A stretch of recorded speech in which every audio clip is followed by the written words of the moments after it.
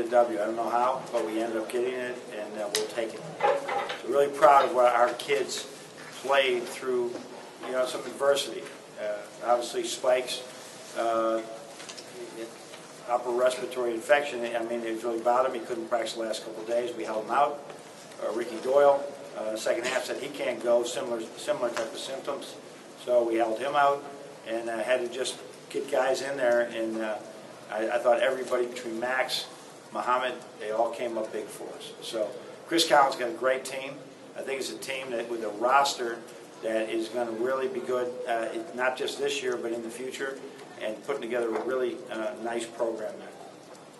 Chris, why don't you start us off? You talk about Muhammad in this last shot, and that's a shot you want him taking, even though it's freshman. Yeah, I mean, we put the ball in Karras' hands several times today just to make the final decision, and he had a freshman on him, so we tried to use that a little bit.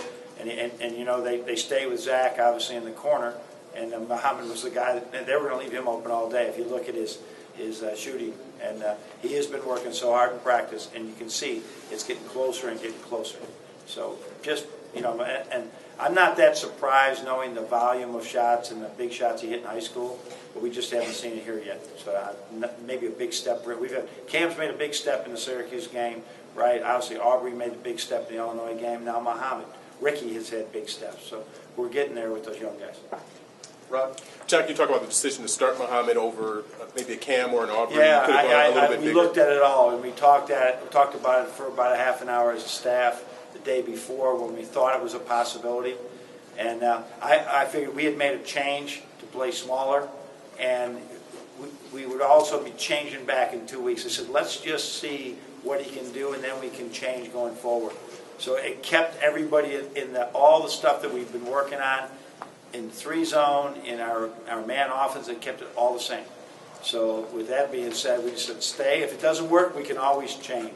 So we practiced like that. When we knew Spike wasn't going to be able to go yesterday after practice, we ended up just saying, okay, we'll just go with it. Duffy or John? Have you ever had a team go on an 18-0 run in a half and not win the half? Who did that? You did. We did that? Half. Yeah. In the first half. So you guys keep track of all that stuff. I just know, man, it's really going bad or it's really going good. That's what I do. 18-0, yeah. Right?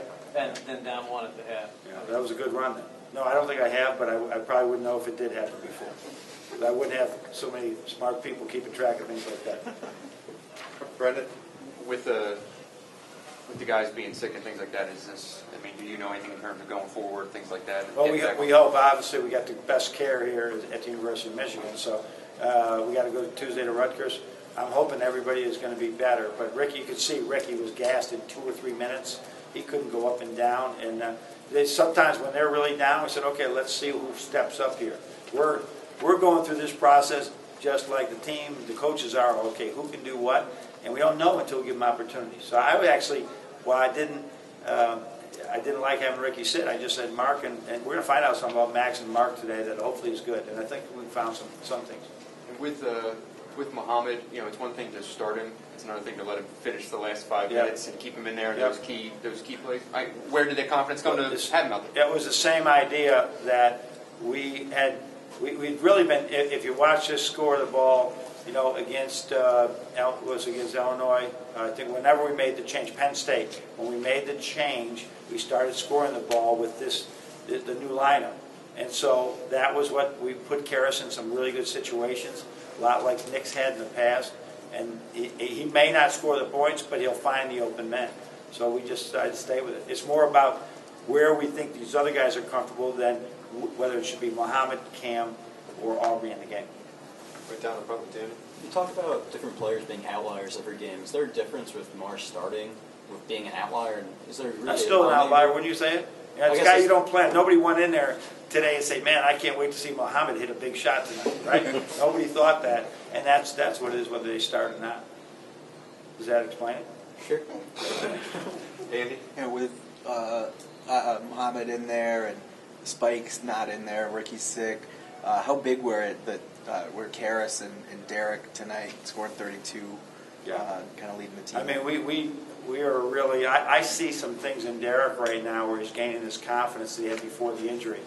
And he seems to be playing now. He'll be real sore tomorrow, and we got to nurse through that. But at the same time, I've just seen some things with Derek, and we have to, as a coaching staff, have to use our imagination a little bit more to see how to get Derek involved even more, getting more shots.